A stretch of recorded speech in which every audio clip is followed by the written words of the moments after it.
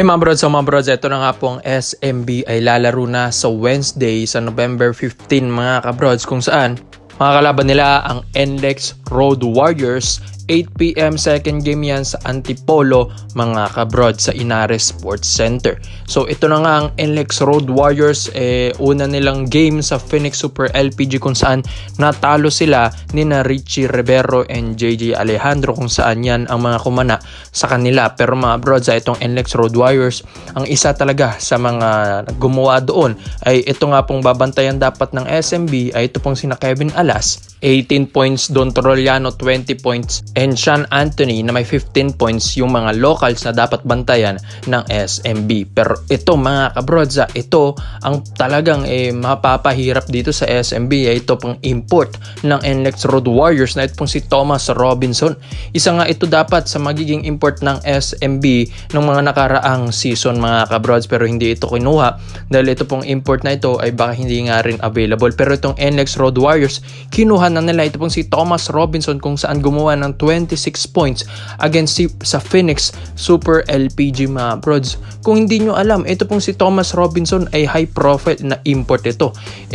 Tahimik lang ito pong NLEX Road Warriors, pero ang lakas ng import nila na ito pong si Thomas Robinson sa profile niya na noong 2012 ay first round at 5th pick overall ito ng NBA draft. Tapos from 2012 to 2017, dyan siya naglaro sa NBA. From Sacramento Kings, Brooklyn Nets, tapos last na nilaroan niya yung Los Angeles Lakers pa. So malakas-lakas ito, dapat ito bantayan ni na Ivan Aska mga kabrods at ni Junmar Fajardo.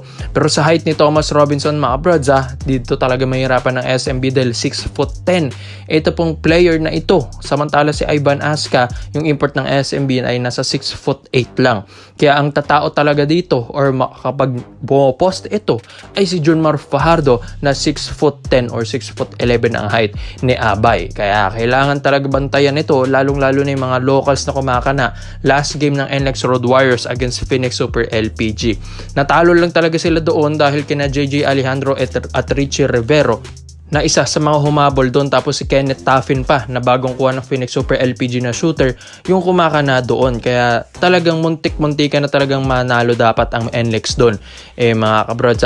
Tapos itong SMB naman ang mga kalaban nila, alam alam natin na talagang malaki ang advantage dito ng lineup ng SMB, lalong-lalo na kapag kumanayan sina Chris Ross, sina Terence Romeo, sina Marshall Lassiter, sina Simon Enciso, CJ Perez, Junmar Fajardo mga brods. Ang lakas ng SMB lineup, tapos Ivan Aska na Euro player din.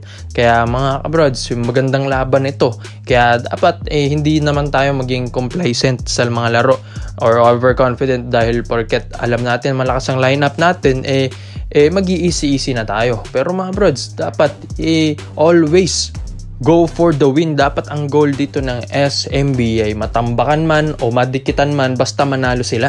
So ito nga pong NLEX Road Warriors, kaabang-abang ito mga brods. Ito pong laro nila sa Wednesday. Alam naman natin na ito pong SMB ay andyan na rin si Kit Jimenez. Matapos lang ito pong MPBL stint ni Kit Jimenez, dito na siya babalik sa SMB.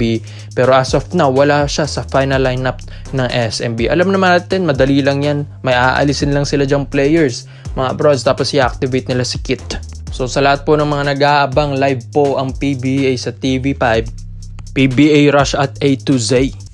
So dito naman po tayo sa kabilang balita naman natin mga bros. Speaking of SMB, ito nga pong si Vic Manuel, balak nga po itong i-trade ng SMB kung hindi man ito babalik na sa laro mga bros, dahil kasalukuyang nasa injured list or reserve list ito pong si Vic Manuel ng SMB dahil ito ay nagpapagaling daw. Pero mga brods ito pong si Vic Manuel, isa rin siguro sa mga dahilan kung bakit gusto na rin itong magpa-trade na, dahil nawawalan siya ng minuto dito po sa SMB. Super studded lineup na kasi ang SMB mga brods.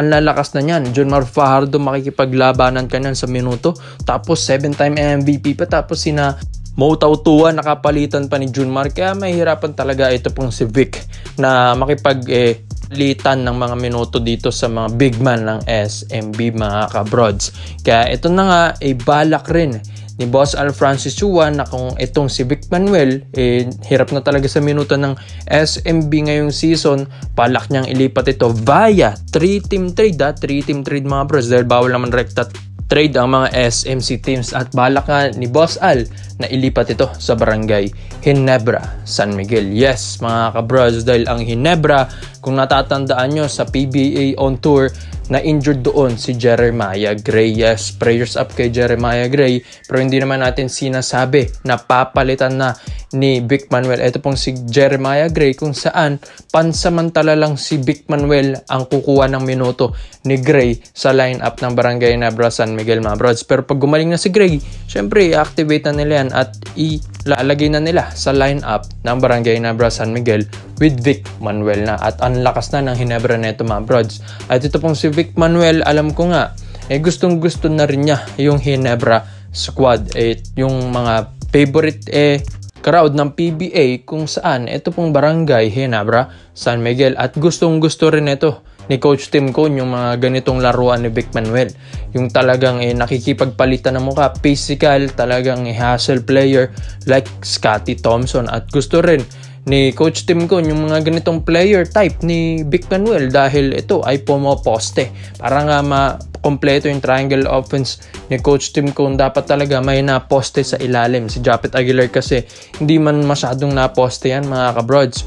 Ang bukod tanging naposte lang kasi ito pong si Christian Stone Hardinger. Tapos yung mga iba dyan hindi na masyado. Si Brownlee minsanan lang naman pumoste. Tapos ito pong si Tony Bishop, yes, ito pong bagong import ng Ginebra, pumaposte yan, pero pagdating na ng All Filipino Cup, wala nang ganun na naman mga brods. Kaya itong si Vic Manuel, pwede ito. Talagang tinawag naman itong muscle man, dahil ito ay talagang physical at brusko maglaro mga brods. Kaya kaabang-abang itong 3-team trade, dahil isa nga sa sinasabi nila, kaya doon nasa injured or reserve list itong si Vic Manuel, dahil nasa trading blocks na ito ng SMB. Kaya abangan natin itong mga brods kung itong si Vic Manuel babagay ba sa Barangay Ginebra San Miguel. At isa rin sa mga mapapansin nyo sa Ginebra, wala sila masyadong physical na player.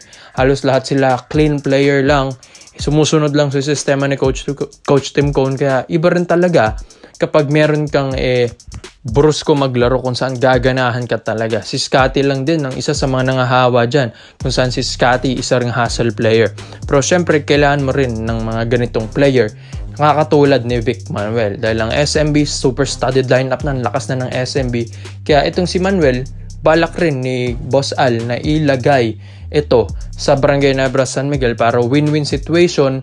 Pabor kay Manuel dahil may minuto na siya, at pabor din sa Ginebra na magkakaroon sila ng ganitong bruskong player. Pero dun sa 3-team trade, meron namang balik ang SMB dun. Baka Northport nga ang involved dun sa trade na 3 kupunan para nga makuha ito pong si Vic Manuel ng Ginebra.